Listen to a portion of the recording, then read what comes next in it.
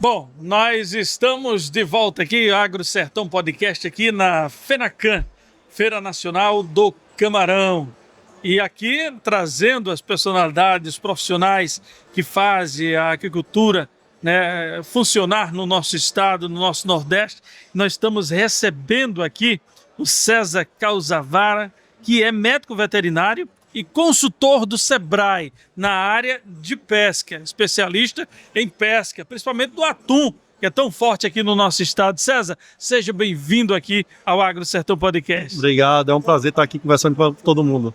Falando sobre pesca, é um tema bastante importante para a economia da agricultura do nosso estado, não é isso? Isso. Hoje o Rio Grande do Norte, na verdade há já alguns anos, o Rio Grande do Norte é um dos maiores exportadores de atum do Brasil, né? Já foi líder de exportação de atum do Brasil e continua sendo muito forte nesse peixe. E como é que está a produção hoje no estado do Rio Grande do Norte?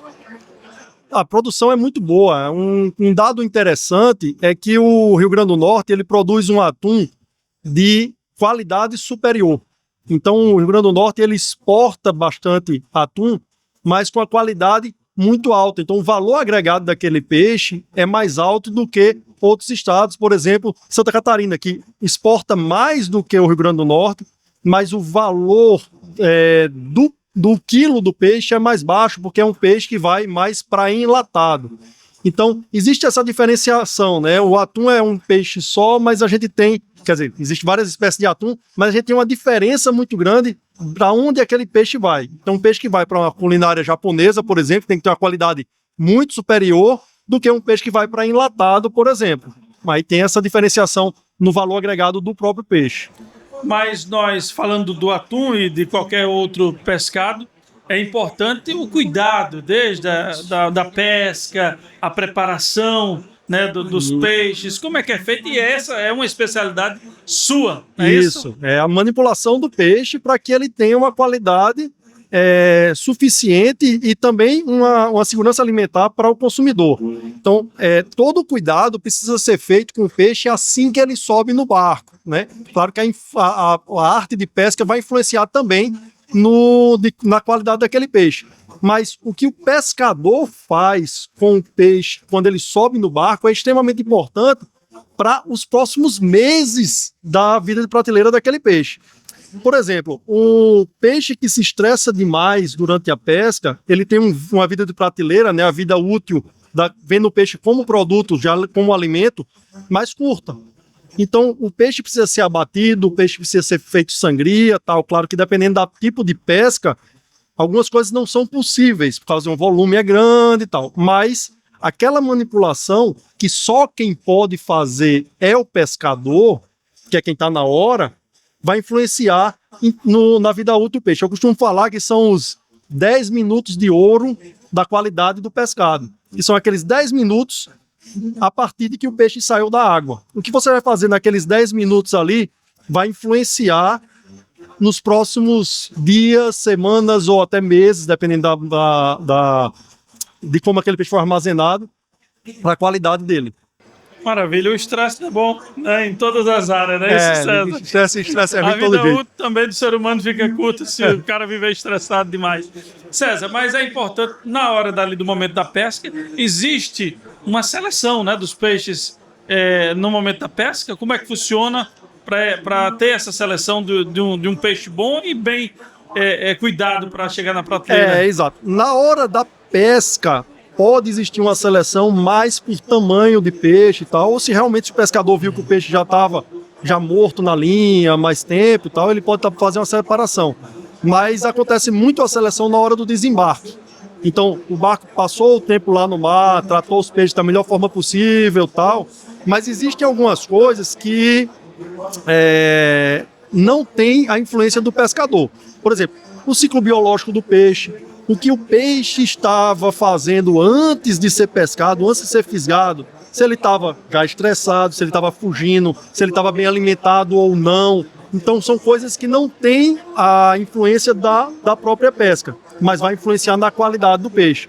Então quando o barco está desembarcando, existe uma pessoa para classificar e avaliar a qualidade daquele peixe. E aí você faz uma avaliação certo? No atum faz muito isso, mas em outras espécies também faz isso, mas faz uma avaliação que vai determinar a qualidade, dá uma nota basicamente para o peixe, e aquela nota vai definir o mercado para que ele vai, se ele vai para exportação, se não vai, se vai ser vendido por um preço diferente ou não.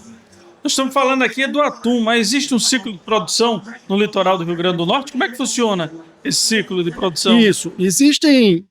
o atum é um peixe muito específico, que dá um ano todo. Então a gente tem atuns, dá mais numa época ou menos em outra, existe, porque o atum é um grande migrador, mas existem as outras espécies de peixe também que são pescados por pescas mais artesanais, barcos pequenos nas colônias de pesca. E aí, existe uma sazonalidade desses peixes.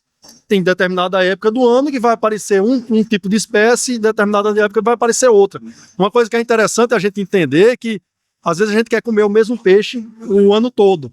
E ele nem sempre está bom o ano todo. A gente precisa fazer uma variação, isso é até saudável para a nossa saúde. A gente variar as espécies de peixe que a gente tá consumindo. Então, a gente tem, por exemplo, a gente dá um exemplo agora de Baía Formosa. Eu atuo lá pelo Sebrae na pesca artesanal. A gente terminou o mês passado a pesca da lagosta, então a gente está em defesa da lagosta, não pode pescar lagosta agora, mas em setembro já começou a dar o bacorinha, a cascudinho que o pessoal chama, o bonito, o bonito não, o atum, que é um atum pequeno, os tunus atlânticos, que é um atum pequeno que não cresce tanto, que dá bastante naquela região. De setembro a novembro, eles pescam bastante esse peixe e depois começa a carreira dos peixes vermelhos, por exemplo. Então a gente está começando agora os dentão, cioba, guaiúba, todos esses peixes que vão vir nessa fase. E aí vai ter, dependendo da época do ano, a gente vai ter peixes diferentes, essa variação na pesca.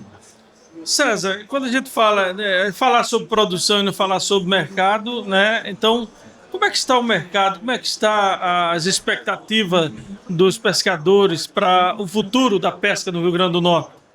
Olha, eu acho que é boa, sabe? Eu acho que o Brasil, no mundo, está aumentando o consumo de pescado, e o Brasil ainda é muito baixa o consumo de pescado, então, se é baixa é ruim, mas existe um potencial muito grande de elevar.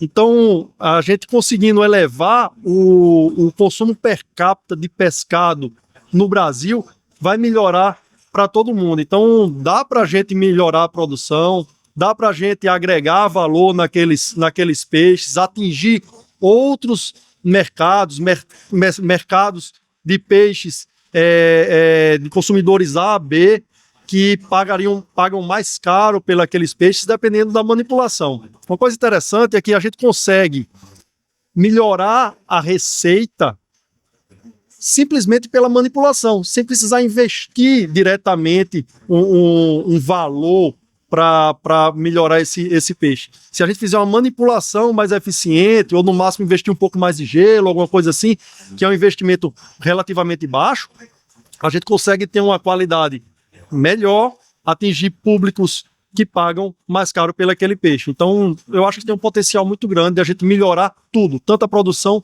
como a qualidade do peixe. Isso é bom, né? Porque o setor da pesca, nós temos a região, principalmente uma região que se atende, que é a Costa Branca, muito rica no pescado, né? Eu já tive a oportunidade, muito tempo atrás, de conhecer em Macau, Areia Branca, né? Aquela costa ali pesqueira. E isso é importante a gente ver o nosso Rio Grande do Norte buscando cada vez mais crescer, passando não só a exportar, mas que cada vez mais nós possamos consumir peixe. Peixe é muito saudável, é vida, é saúde, né? Isso tem que comer peixe, faz muito bem para a nossa saúde, né? Exatamente. Eu gosto. Peixe é sempre bom. Mas a cultura ainda é do consumo de peixe ser no início do ano, né? Verão até a Semana Santa. Isso. E depois não tem a alta, né, no consumo de peixe. Então é importante que a gente possa avaliar isso durante todo o ano e poder consumir, porque aí nós estamos crescendo o setor que produz, que é o Rio Grande do Norte, né? Isso mesmo.